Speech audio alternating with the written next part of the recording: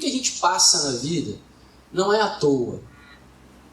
Primeira coisa que eu quero dizer para você nessa manhã: a nossa vida, ela não é algo linearzinho assim, que tudo uma linha retinha, que tudo já está tudo certinho e que tudo que eu penso aqui vai acontecer daqui a pouco, daqui a uma hora, daqui a um dia, daqui a 2 dias. Não. A nossa vida, e isso é legal, isso não é ruim não, isso é bacana. A nossa vida um dia está no alto, está tudo bem, está legal, no outro dia, cara, está triste, está tenebroso. Parece um pouco o clima de Vitória. Né? A Rose e o Cláudio, que são de fora, né? São de outra cidade. Parece um clima de Vitória. Segunda-feira, eu estava na escola e eu trabalho de moto. A mensagem já começou, tá, irmãos? Eu estava de moto. E os alunos até falaram assim: nossa, professor, você está pegando uma praia, né? Eu falei assim: não, gente, eu ando de moto e às vezes eu esqueço de passar protetor solar, eu tô meio queimadinho assim, mas é por causa da moto. Um calor. À noite eu vim de uma reunião, tomei aquela primeira chuva toda. E aí peguei um resfriado, como há muito tempo eu não pegava. Minha garganta ficou infeccionada, eu quase não conseguia falar. E foi luta, muita oração, muito própolis, muita nimesulida. Mas oração. Eu aprendi com um irmão que representava remédios, vendia remédio para a farmácia. Ele falou assim: rapaz, não tem remédio bom e remédio ruim. Tem remédio que você pega com Deus. Você toma um remédio e pega com Deus. Pode ser placebo. Você toma, pega com Deus, vai funcionar. Eu peguei isso para mim, eu só faço isso agora. Manda eu tomar remédio, eu tomo. Eu até gosto de tomar um remedinho. Mas pega com Deus. Oro, né? Então, muita oração, muito nimesulida, muito própolis, a garganta deu uma melhorada. Eu já até arrisquei aqui, eu vi a Lu olhou de lado assim, para ver, eu desafinei a Lu hoje, mas é a garganta, dá um desconto. Mas esse tempo, querido, sob experiência, né? Ficar 3 domingos sem estar aqui com os irmãos, sem estar em contato com os irmãos, foi uma experiência interessante. Me fez refletir e pensar sobre uma série de coisas. E eu tenho escrito sobre isso, pensado sobre isso, meditado sobre isso, e em um outro momento eu vou compartilhar sobre isso. E me faz pensar naqueles irmãos que ficam tanto tempo sem congregar, né? Falando especificamente da nossa comunidade aqui, né? Mas de outras comunidades também, irmãos que ficam muito tempo sem congregar, como isso é triste para eles mesmos, porque foi pesado para mim.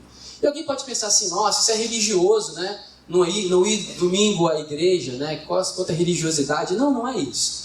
Não é o dia, não é a rotina, mas eu comecei a ter alguns pensamentos, a ser tomado por alguns pensamentos muito sinistros. E eu fiquei imaginando quantos irmãos não passam por isso. E quando Paulo disse que não é bom que deixarmos de congregar, Paulo deve ter experimentado isso também. Deve ter tido uma experiência de estar afastado, de estar longe, e quanto a sua mente foi bombardeada com coisas, a sua alma, o seu espírito foi atacado.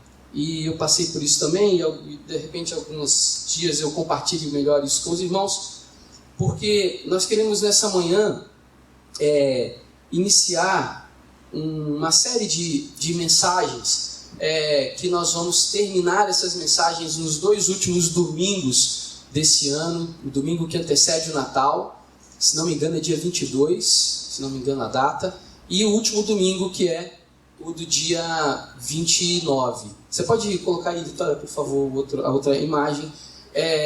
Esse é o nosso tema, né? Todas as igrejas Vineyard no Brasil receberam uma orientação, claro que não é regra, né? Mas também não tem nada fechado assim, né? Uma orientação para falarmos a respeito desse tema. E eu achei muito interessante hoje as canções que nós cantamos, a gente não tinha combinado nada, as orações que foram feitas, tudo muito nesse sentido, né? A invasão do reino.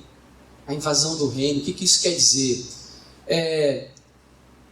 Há uns 8, 9 anos eu li um livro de um irmão chamado Bill Johnson, da Bethel Church, e o título do livro é Quando o Céu Invade a Terra, título em português, né? Quando o Céu Invade a Terra. E esse livro é muito interessante, conta as experiências dele, e depois que eu comecei a caminhar com os irmãos da Vineyard mais de perto, como um dos pastores da Vineyard, participando de eventos e tudo, eu descobri onde foi que Bill Johnson teve inspiração para poder escrever Onde o Céu Invade a Terra. A teologia do reino dos céus é algo muito forte. Nesse tempo que nós estamos vivendo, faz toda a diferença conhecermos o que quer dizer isso, quando o céu invade a terra. Nós temos duas datas que são muito marcantes no calendário cristão. Vocês sabem quais são as duas datas mais importantes do calendário cristão? Natal e Páscoa, né? Páscoa e Natal. E essas duas datas, elas são muito significativas e elas têm uma intenção de ser, né? O Natal, ele representa o que nós cristãos chamamos de ciclo de luz, ou ciclo que ilumina, né? E esse ciclo, né, de luz, ele começa com um período que nós chamamos de advento. O que é o advento do Natal? É espera, é expectativa, sabe? Quando você tem algo para acontecer, você sabe que está próximo de acontecer alguma coisa e você fica nessa expectativa. Isso é o advento. O povo de Deus, o povo de Israel, aguardava ansiosamente a vinda do Messias. Aguardava ansiosamente serem invadidos pelo reino de Deus. E esse é o período do advento. E o advento, essa antecipação, ela antecede o período de Natal, em que é a celebração do nascimento do Rei Jesus, do Deus que encarnou, que viveu como nós, que veio viver como nós. E a partir desse menino Jesus, desse menino Deus encarnado aqui, o Verbo encarnado, o Verbo entre nós, a palavra de Deus viva entre nós. A partir disso, dessa palavra, vem o que nós chamamos de epifania, ou a proclamação desse reino. É só lembrar da mensagem de João Batista no deserto. Ele dizia: arrependei-vos porque está próximo o reino dos céus. E quando ele viu Jesus, ele disse: está aí o Cordeiro que tira o pecado do mundo, está aí, o reino está entre nós. E a partir do ministério de Jesus há uma proclamação desse reino. E aí na Semana Santa, né, nós chamamos de Páscoa, né, ou Semana Santa, tem esse ciclo também, e é o ciclo da vida, que nós temos a Quaresma, que é a antecipação do mesmo período da Páscoa, que é a celebração. Como assim? Vocês celebram a morte? E eu me lembro sempre de um seriado que eu assistia entre pagãos e cristãos, entre vikings e cristãos, e que os vikings zombavam dos cristãos, dizendo: o Deus de vocês está morto. Ele disse: não, ele morreu, mas ele não está morto. Nós celebramos por isso nós estamos aqui. Parece meio louco, né? A gente está aqui celebrando o quê? A morte de Jesus. Cara, que louco isso. A gente celebra a morte porque ele não está morto. A gente celebra a morte porque ele venceu a morte. É por isso que a gente celebra a morte. E depois da celebração da morte, e aí nós temos então a proclamação, o Pentecostes, quando esse reino de fato, na sua totalidade, invade a terra. Toda a terra está cheia da glória de Deus. Toda a terra está cheia da glória de Deus. O Espírito Santo de Deus está entre nós, ele habita em nós. É ele que convence o homem do juízo e do pecado. É esse Espírito Santo que traz revelação de quem é Jesus para nós. Talvez você vai perguntar assim: eu não sei quem é Deus, eu não sei quem é Jesus, eu não tenho ideia do que é. Você precisa que o Espírito Santo revele a você. Jesus um dia teve um bate-papo, um encontro maravilhoso com um camarada. Um cara muito entendido, um cara muito inteligente. E Jesus explicando sobre essa coisa de reino dos céus, sobre nascer de novo, sobre o Espírito, sobre algo que está dentro de nós. Esse homem falou assim: eu não consigo entender. Eu não estou conseguindo captar. De fato, nós só conseguimos entender o propósito, o reino, quando o Espírito Santo de Deus traz essa revelação para nós do reino de Deus. Então, nessa manhã, de tudo que eu vou falar aqui, se você não estiver conseguindo compreender algumas coisas, você precisa fazer uma única oração: Espírito Santo, me faz entender. Porque se as pessoas que estão aqui à minha volta estão entendendo, eu tenho condições de entender também. Então me falta o que para entender? Não me falta inteligência, não me falta capacidade cognitiva, me falta Espírito de Deus. revelação do Espírito Santo de Deus, para eu compreender o que está acontecendo. E é nisso que nós vamos falar nesses próximos domingos. Essa invasão do reino de Deus. O que significa isso? O que significa o reino de Deus invadir a terra? E o que significa, antes disso, essa expectativa por esse tempo? Todos nós, e é legal nós termos esses ciclos anuais, isso é muito bacana, isso é muito de Deus. Com certeza, você vai chegar nessa época do ano agora, final de novembro e dezembro, você vai refletir a respeito de muita coisa que você fez esse ano, muitas promessas que você fez, muitas coisas que você gostaria de ter feito e você não conseguiu fazer. Como eu trabalho em escola, trabalho com alunos, a gente escuta nesse final de ano, principalmente com os alunos que estão caminhando para um processo de recuperação ou quase reprovação, ele fala assim: professor, eu prometo que no ano que vem eu vou estudar como o senhor nunca viu na vida. Eu falei assim: você fez essa promessa no final do ano passado? Aí ele olha para mim assustado: fiz. Cuidado com as promessas. Mas que bom que nós temos um ciclo anual, nós temos um ciclo de tempo, que a gente pode renovar essas expectativas, essas esperanças, essas promessas. Mas a partir desse ciclo fechado, o início de um novo ciclo, tem que servir para nós uma nova direção, um novo apontamento. O que muda a partir disso? O que vai mudar na minha vida a partir do entendimento que eu tenho de que existe um período agora em que eu tenho uma expectativa de que o reino de Deus vai tomar essa terra? Vamos imaginar que você estivesse aguardando algo para acontecer agora nos próximos dias. Uma viagem, por exemplo, para fazer. Ou algo que você quer muito, que você sonhou muito em realizar e está muito próximo de realizar. Como é que fica o seu coração? Os que já estão casados aqui se lembram dos períodos que antecederam o seu período de casamento. Ou aqueles que foram comprar o seu primeiro carro, a sua primeira casa. Ou fazer a primeira viagem de avião. Ou nem a primeira, porque qualquer viagem de avião gera uma expectativa. Você não fica, de certa forma, ansioso, você não fica, de certa forma, pensando naquilo, como é que vai ser, como será, como é que vai ser nesse dia, que hora que eu vou acordar, será que eu vou conseguir dormir? Essa expectativa, ela é boa. Ela é boa, essa expectativa nos faz lembrar do que eu preciso me preparar. Do que eu preciso me preparar. Por exemplo, eu vou fazer uma viagem. O que eu preciso levar para a viagem? Eu começo a pensar, eu tenho que preparar as coisas. Se é uma viagem internacional, eu preciso de um passaporte. Mas se é uma viagem nacional, eu tenho que ver se os meus documentos estão em dia. Se o meu RG está ok. Se a minha CNH está ok. Se os meus documentos, se a passagem eu comprei para o dia certo, para o horário certo. E onde eu moro, até chegar à rodoviária, ao aeroporto, à estação para onde eu vou pegar a minha condução, o que eu preciso fazer? Que horas eu tenho que sair de casa para chegar lá? Então olha como que a expectativa do que vai acontecer gera no nosso coração uma série de ações que nós temos que tomar antes de acontecer. Eu começo a preparar a minha mala, eu começo a arrumar, será que eu vou lembrar de levar tudo? O que eu preciso levar?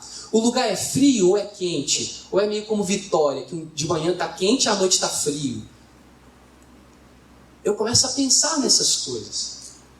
Trazendo isso para uma realidade do reino dos céus, do reino de Deus, é exatamente essa expectativa que nós temos que ter no nosso coração.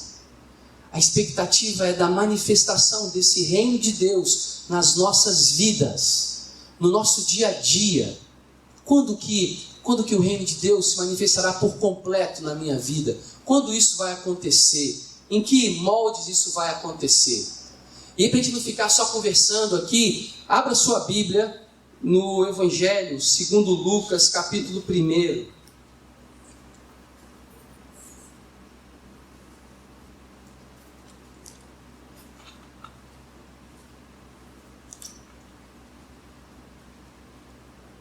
Evangelho de Lucas, capítulo 1, verso 26.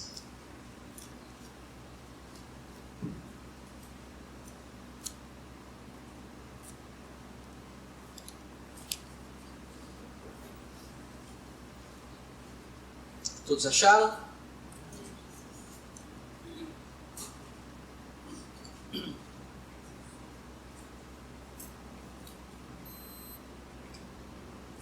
O texto diz assim, na minha versão aqui: no 6º mês, Deus enviou o anjo Gabriel a Nazaré, cidade da Galileia, a uma virgem prometida em casamento a certo homem chamado José, descendente de Davi. O nome da virgem era Maria. O anjo, aproximando-se dela, disse: alegre-se, agraciada, o Senhor está com você. Maria ficou perturbada com essas palavras, pensando no que poderia significar essa saudação. Mas o anjo lhe disse: não tenha medo, Maria, você foi agraciada por Deus. Você ficará grávida e dará à luz um filho. Ele porá o nome de Jesus. Ele será grande, será chamado Filho do Altíssimo. O Senhor Deus lhe dará o trono de seu pai Davi, e ele reinará para sempre sobre o povo de Jacó. Seu reino jamais terá fim. Perguntou Maria ao anjo: como acontecerá isso se sou virgem? O anjo respondeu: o Espírito Santo virá sobre você, e o poder do Altíssimo a cobrirá com a sua sombra. Assim, aquele que há de nascer será chamado Santo, Filho de Deus. Também Isabel, sua parenta, terá um filho na velhice. Aquela que diziam ser estéril já está em seu 6º mês de gestação, pois nada é impossível para Deus. Respondeu Maria: sou serva do Senhor, que aconteça comigo conforme a tua palavra. Então o anjo a deixou. Palavra do Senhor, palavra de Deus, palavra de salvação para nós. Esse texto é muito interessante, o texto em que o anjo aparece para Maria anunciando que ela geraria no seu ventre, ela daria a luz ao Salvador do mundo. O texto tem muitas coisas interessantes e nós ficaríamos aqui muitas horas falando dele, mas eu quero me pegar alguns pontos, alguns detalhes. Primeiro, nós estamos falando de advento, nós estamos falando de um tempo, um tempo que antecede a algo que vai acontecer. Se vocês perceberam, nessa versão que eu li, vários momentos falando de tempo. O início do texto fala disso, né? O início do texto fala o que aí? No 6º mês. Não só o Lucas aqui tem uma preocupação de datar os fatos, como durante o texto todo ele vai falando de períodos. A sua prima já está grávida no 6º mês e o tempo que vai acontecer. Deus se preocupa com o tempo em que as coisas vão acontecer. Deus se preocupa não no sentido de ficar preocupado, mas Deus, ele estabelece o tempo. Ele sabe. Ele tem o governo do tempo nas suas mãos. Então, queridos, saibam que nada acontece nem antes nem depois. Acontece no tempo de Deus. Nada acontece nem antes nem depois. Tudo acontece no tempo de Deus. Você tem uma expectativa por algo que vai acontecer, não aconteceu ainda. Continue orando. No tempo de Deus vai acontecer. E muitas vezes esse período que antecede, ele não é um período fácil. Ele é um período de dúvida, de medo, de angústia, de dor. Período em que as coisas parecem estar dando muito errado. Parece que está dando tudo errado. Mas esse é o período em que nós precisamos fortalecer a nossa fé. Nossa fé em Deus. E muita gente usa alguns textos fora de contexto, né? O verso 37 diz: pois nada é impossível para Deus. É a palavra do anjo para Maria, explicando para ela a respeito da gestação de Isabel. Nada é impossível para Deus. As pessoas às vezes usam isso como um amuleto, né? Não, para Deus nada é impossível. Sim, é verdade. Para Deus nada é impossível. Mas para aquilo que Ele determinou, para aquilo que Deus estabeleceu como propósito na sua vida. Não pense que você pode tratar Deus como um gênio da lâmpada, em que Ele vai te dar um desejo, né? Você tem direito a 3 desejos, pede qualquer coisa aí porque nada é impossível. Não, não é assim. Nada é impossível para Deus, para aquilo que Ele estabeleceu como governo dele na sua vida. Por isso nós cantamos: vem reinar em mim, Senhor, vem governar, porque é o governo estabelecido de Deus na minha vida, que trará a vontade soberana de Deus na minha vida, que é boa, agradável, suave, que é a melhor coisa que eu tenho para viver. As minhas escolhas podem ser equivocadas, Os meus sonhos podem ser equivocados, os meus desejos. Mas aquilo que Deus tem para mim, não há equívoco, não há erro. Mesmo que você pense que alguma coisa está fora do lugar. Imagine Maria, uma jovem. Alguns historiadores dizem que Maria podia ter talvez entre 13 e 16 anos. Mesmo que fosse um pouco mais velha, 17. Imagina uma moça dessa, uma jovem dessa, recebendo essa notícia. O quanto de preocupação, o quanto de angústia gerou no seu coração. O quanto de medo gerou no seu coração. Mas era uma palavra de Deus. A gente acha que palavra de Deus é só palavra que vai, no primeiro momento, causar para nós uma alegria, uma satisfação. Muitas vezes a palavra de Deus causa em nós desconforto. Causa em nós incômodo. É para nos tirar dessa zona de conforto mesmo. Isso é propósito. Isso significa que há algo que vai vir, que está perto de acontecer. Esse é o advento. Está próximo de acontecer algo. Deus começa a mexer. Deus começa a fazer. E às vezes, sabe o que é interessante? Às vezes as coisas como nós imaginamos começam a dar tudo errado. Quem já está nesse negócio de igreja há muito tempo sabe como é que é isso.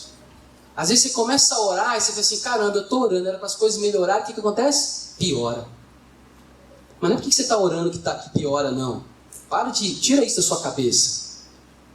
É que aquilo que no nosso olhar limitado piora, muitas vezes é um tratamento de Deus, é algo necessário para acontecer nas nossas vidas, para que a gente possa tirar os olhos daquilo que é palpável, que é visível, que eu posso alcançar com as minhas próprias mãos, que eu posso fazer com a minha própria força, e eu começo a olhar para aquilo que eu não consigo alcançar, que eu não consigo tocar, mas eu sei que só Deus para fazer.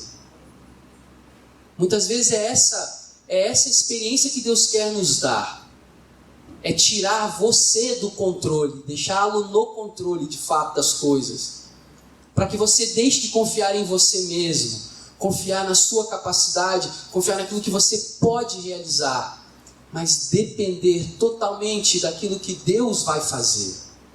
Maria não tinha o que fazer aqui a não ser confiar em Deus, acreditar no anjo de Deus, confiar nessas promessas. E todo o restante que ia acontecer, confiar que era plano de Deus, que era governo de Deus. Mas, retomando um pouco a questão da invasão, né? João capítulo 1, nós temos o João narrando a seguinte coisa, que nós conhecemos muito bem. João 1, no princípio era aquele que é a palavra, ele estava com Deus e era Deus, ele estava com Deus no princípio, todas as coisas foram feitas por intermédio dele, sem ele nada do que existe teria sido feito, nele estava a vida e esta era a luz dos homens. João narra isso para mostrar que Jesus estava com Deus na criação de todas as coisas. Eles eram a trindade ali, Pai, Filho e Espírito Santo, gerando todas as coisas, criando todas as coisas. Ele estava ali quando a voz foi dita, haja luz, quando foi proclamadas as palavras que criaram todas as coisas. E esse Deus, esse Jesus estava agora entre eles, estava presente na terra. Essa invasão desse reino, esse choque entre reinos, não poderia causar nada menor do que uma grande revolução, uma grande confusão, uma grande mudança de paradigmas na vida de todas as pessoas. Uma grande revolução, mas não uma revolução baseada em guerras, em brigas, mas uma revolução em amor, uma revolução pautada no amor de Jesus.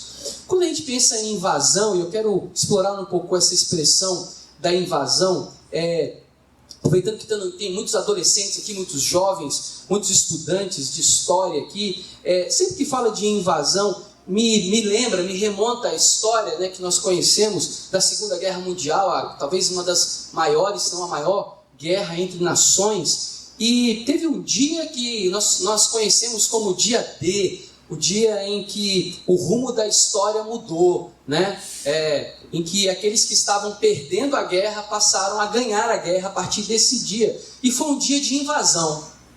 Foi um dia de invasão. Tudo começou com uma invasão. Segundo os relatos históricos, o grupo de países invade ali a região da Normandia, na França, e a partir dessa invasão eles começam a ganhar território, ganhar terreno, e aí a partir de alguns dias eles ganham a guerra.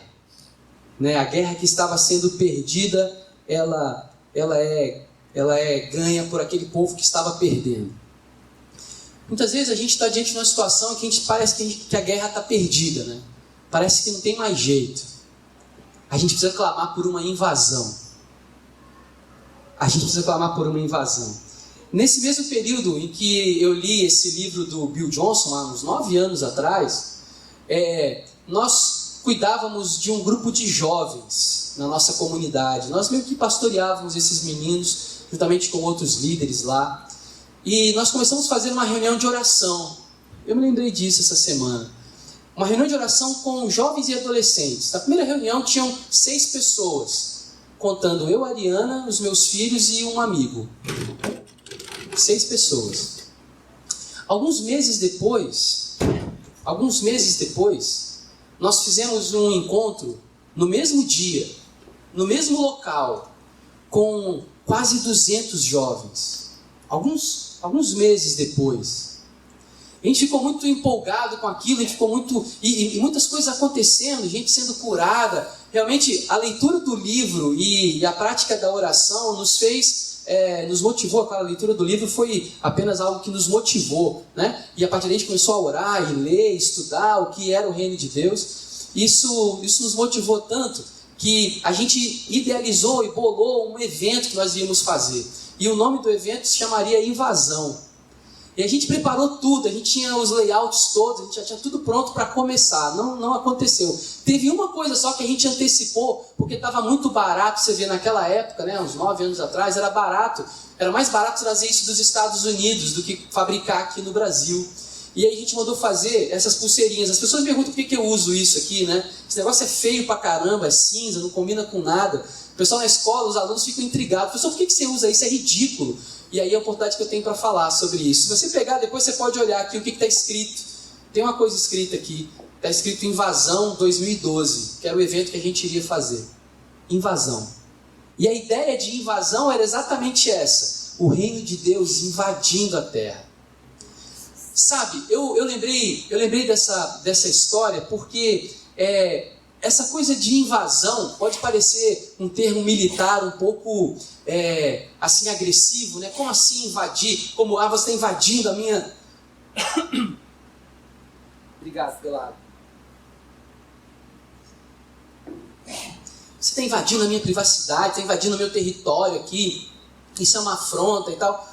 A gente pode pensar nesses termos militares assim mais agressivos, mas eu quero que você pense nessa questão de invasão do reino de Deus, na resposta que Jesus dá a João.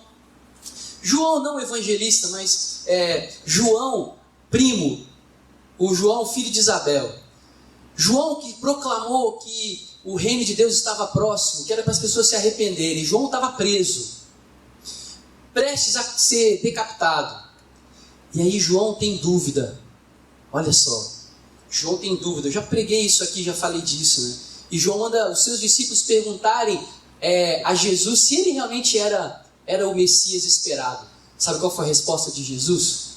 Jesus não explica muita coisa para João, não.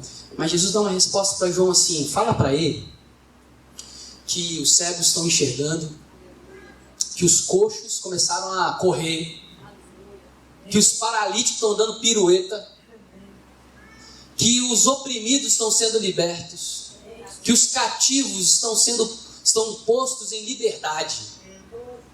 Jesus diz isso e João entende. Ok, entendi. É a tal invasão.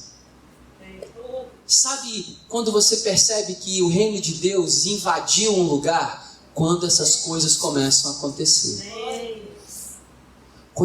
Porque isso é sobrenatural. Isso não é natural. Isso é natural nosso? Não é. É natural alguém cego passar a enxergar? Não, não é natural. Então, se você está num lugar em que um cego começou a ver, cara, esse lugar deixou de ser natural. Esse lugar foi invadido pelo reino de Deus. Esse lugar não é mais território do Brasil, o território de Vila Velha, ou de Cariacica, ou de Vitória, de qualquer lugar. É um território agora do reino de Deus. Deus agora governa esse espaço onde as pessoas são libertas. A gente talvez pode pensar que a invasão tem a ver só com a cura física, mas e a cura da alma, a cura espiritual, a libertação? Tem gente sendo liberta, tem gente que tinha a mente aprisionada e passou a ser liberta, então é reino de Deus. Sabe, se você está numa comunidade de fé, ou se você está em qualquer ministério, para saber se tem reino de Deus ali, começa a olhar à sua volta e percebe se tem mudança. Se tem mudança sobrenatural acontecendo. Se as coisas... Não é olhar se está tudo bem, não. Se está tudo em paz, não. É olhar se tem mudança que caracteriza uma invasão de um reino que não é o nosso. Se está acontecendo alguma coisa ali que não é natural, mas é sobrenaturalmente natural. Você olha e fala assim, cara, isso não era assim, por que está assim agora? Essa criança não falava desse jeito, por que está falando assim agora? Meu pai não agia dessa forma comigo, por que está agindo assim agora? Nossa, numa outra situação, a minha resposta seria completamente diferente, eu não estou me reconhecendo. A ideia é essa. Quando você começa a não se reconhecer, quando você começa a não se reconhecer porque você passou tanto tempo convivendo com uma criatura morta, chamada eu, e aí de repente você começa a se relacionar com uma criatura viva que está dentro de você, chamada novo eu, e você começa a não reconhecer mais. Pronto, você está no caminho de que o reino de Deus invadiu a sua vida. Transformou, mudou. Mudou o ambiente, mudou o local, mudaram as coisas. Mudaram as estações. Aquilo que você achava que estava dando tudo errado, que as coisas eram assim mesmo, que iam caminhar para isso. Ou pior. Porque o pior não é quando está tudo dando errado. Porque quando está tudo dando errado, a chance, aí falando de probabilidade, com um professor de matemática, quando tudo está dando errado, a probabilidade de dar certo é grande. Não é? Não é, Fabiano? Fabiano também é professor de matemática, sabe disso. Agora, eu quero ver mudar quando está tudo certo. Que a chance de dar mais certo ainda, ou de acertar o alvo, é mínimo. É como fazer uma prova. Isso eu uso lá com os meus alunos. Eu evangelizo meus alunos o tempo todo, né? Eles não sabem, mas eu estou evangelizando o tempo todo. Quando o menino tira, a média é 6. Quando o menino tira 5,8, ele fala assim, poxa professor, me dá 2 décimos aí. Eu falo assim, cara, eu vou orar, eu vou pensar no seu caso, porque realmente vai ser muito difícil você melhorar esses 2 décimos. Aí ele sai. Aí vem o outro que tirou 0. Ou 2, né? 0 foi pesado. 2. Ninguém tira 0 nas minhas provas, não. 2.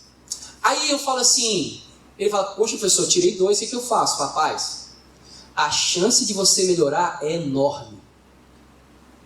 Porque pior do que isso não tem como ficar. Professor, você falou que ia ajudar o colega que está com 5,8, você não vai me ajudar? Eu vou, mas você precisa menos de ajuda. Você precisa de um milagre. Não é ajuda que você precisa, é um milagre. Eu vou orar mais por você. E vou te ensinar e vou te ajudar. De vez em quando eu recebo umas reclamações lá na direção, assim, o professor foi debochado comigo. Eu não entendo por quê. Eu me justifico dizendo que não foi verdade. Mas o que acontece? A gente tem que perceber as sutilezas da invasão do reino de Deus nas nossas vidas. Para de achar que a invasão do reino na sua vida você vai olhar agora para a situação e tudo se transformou da noite para o dia. A invasão do reino de Deus nas nossas vidas, ela é paulatina, ela é constante, ela é crescente. Ela não pode ser paradinha, ela não pode ser regressiva, ela tem que ser crescente, ela tem que ser para frente. É o seu olhar diante das coisas que vai mudar, é isso que mostra que houve uma invasão. Porque quando nós pensamos em características do que ocorre numa invasão, primeiro tem que ter uma estratégia bem planejada. Ninguém que invade um lugar não pensa primeiro numa estratégia. Então, saiba de uma coisa, a estratégia da invasão do reino de Deus na terra está planejada há muito tempo. Está há muito tempo. Não está nada fora do controle, está tudo planejado. Segundo, existe uma linha de frente bem definida, aqueles que vão guerrear, aqueles que vão estar batendo de frente, comprando a briga. Esses somos nós. Eu não sei se você sabe, eu não sei se alguém te falou, mas você está na linha de frente da batalha. Você assistiu filme de guerra?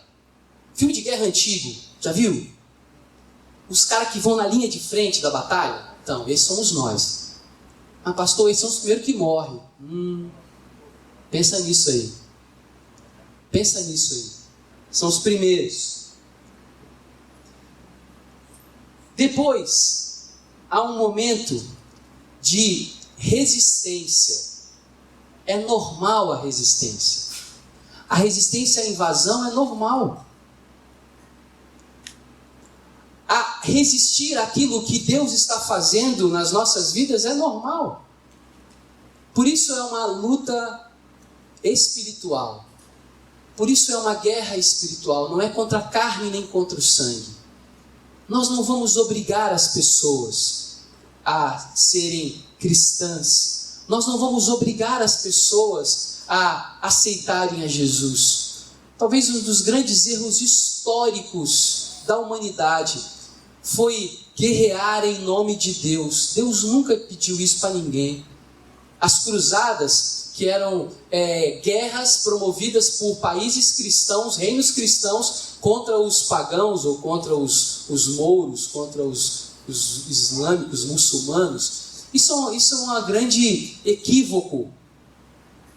Não é esse tipo de guerra, não é por força, não é por violência, não é por argumentos, mas é por fé. É pelo Espírito Santo de Deus. Então, eu queria que você pensasse a respeito disso. Nós vamos meditar em muitas coisas nos próximos dias a respeito dessa invasão. Nós vamos chegar até o dia 31 e talvez isso seja um exercício para você. O que eu espero para o próximo período? Nós estamos dando um tempo aqui em algumas coisas, estamos fazendo alguns ajustes na agenda da igreja, da comunidade. Você também tem que pensar na sua própria agenda, da sua vida, das suas prioridades. Esse é o momento. Eu quero dizer para você que está acontecendo uma guerra, está acontecendo uma invasão aí. E eu não sei como é que você está se posicionando. Mas eu quero que você abra os seus olhos, olhe para a sua vida. Pegue nesses últimos dias aí que faltam até o final do ano, faça uma retrospectiva.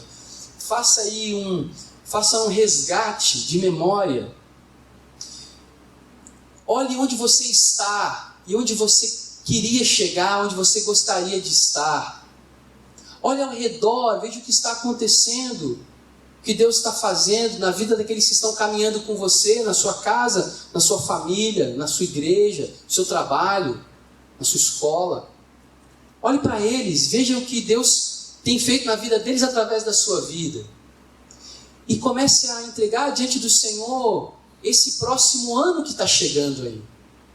Qual a expectativa que você tem gerado no seu coração em Deus para o próximo ano? O que vai acontecer? Você vai continuar fazendo as mesmas coisas? É isso? Será que isso está bom? Será que algo não vai acontecer para te tirar dessa zona de conforto? Qual é a sua expectativa? Essa manhã é uma manhã que nós celebramos uma expectativa. Jesus disse assim: fazem isso em memória de mim. Façam isso até que um dia eu farei isso com vocês. Ele disse: eu não vou tomar mais o cálice até que eu tome com vocês. Eu tenho a expectativa de tomar um cálice com Jesus. Essa é a minha expectativa. Qual é a sua expectativa? Aumente a expectativa em Deus. Eu quero orar por você nessa manhã. E antes de orar, ainda com os olhos abertos, enquanto eu estava ministrando aqui, tinha muita coisa escrita aqui que eu nem citei, vários versículos aqui que eu nem falei nada.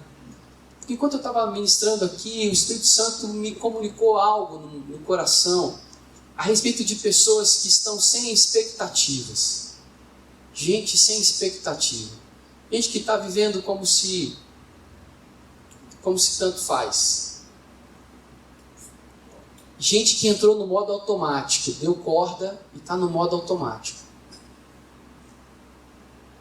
Está na bateria do automático, está na cordinha aí, ó. Ou então, falar uma linguagem, cordinha, bateria. Pensa na bateria do celular. Estou na tomada, ligou, carregou, vai embora. Aí você usa, descarregou, bate na tomada, carrega, vai embora. Tem gente vivendo assim. Você não é um celular. Você não é todo espírito celular, tá? Repreendido em nome de Jesus. Você não é um celular. Você não carrega a bateria para poder trabalhar e volta e carrega a bateria e vai. Ei, não é isso não, cara. Não é isso. Eu quero orar por você que não tem expectativa. Eu quero orar por você que não tem expectativa. Eu queria que você levantasse a sua mão. Onde você está? Você que não tem expectativa, está sem esperança, está sem expectativa nenhuma.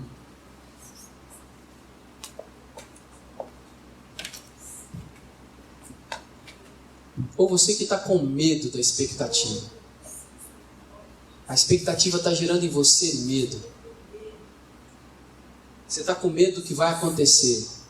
Você está com medo do que vai acontecer nos próximos dias. Você está com medo do que vai acontecer no próximo ano. Fica de pé no seu lugar.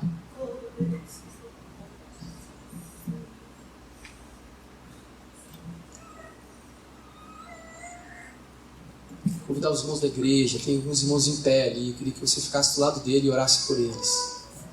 Você está com medo. Essa invasão que nós estamos falando aqui não é para gerar medo, é para gerar uma expectativa santa, alegre, de que o reino de Deus vai invadir a minha vida. Aleluia. E você que está sentado, feche os seus olhos agora e comece a clamar pelo nome de Jesus. Nós cantamos aqui, o nome de Jesus é sobre todos. O nome de Jesus é soberano. O nome de Jesus é sobre todos. Não há nome maior do que o nome de Jesus. O nome sobre todo nome é o nome de Jesus. Vem, Espírito Santo de Deus, neste lugar, manifesta o teu poder e a tua graça. Vem, Espírito Santo de Deus. Nós clamamos, Espírito Santo, nós estamos com uma expectativa pela tua invasão neste lugar. Invada esse lugar, invada esse auditório, invada esses corações. Invade essa comunidade de fé, invade a montanha da esperança. Invade essas casas, Espírito Santo de Deus, vem. Vem mudar, vem transformar. Vem, Espírito Santo de Deus, vem.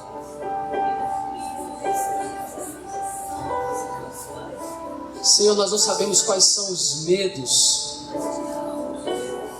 Nós não sabemos quais são os medos, Senhor, mas o Senhor sabe. Mas nós sabemos que não foi o Senhor que gerou esse medo. Então nós clamamos em nome de Jesus. Lança fora todo medo, Espírito Santo. Traga certezas, traga convicções. Traga a tua unção, Senhor. Traz o teu poder.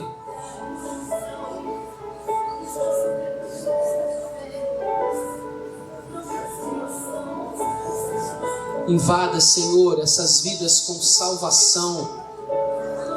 Salvação, Senhor. Tu és o nosso Salvador. Tu és o nosso Redentor. Vem, Senhor. Tu és o nosso resgatador. Resgate-nos, ó Deus. Resgate-nos, Senhor. Não somente das amarras do pecado, mas resgate-nos, ó Deus, do medo de viver, do medo de sonhar os sonhos do Senhor, de experimentar a tua vontade, o medo de viver a plenitude daquilo que o Senhor tem para mim. Medo de ser o diferente, medo de não ser igual a todo mundo, medo de não ser aceito, medo de não crescer, medo de não ser visto. Lança fora os medos, ó Deus.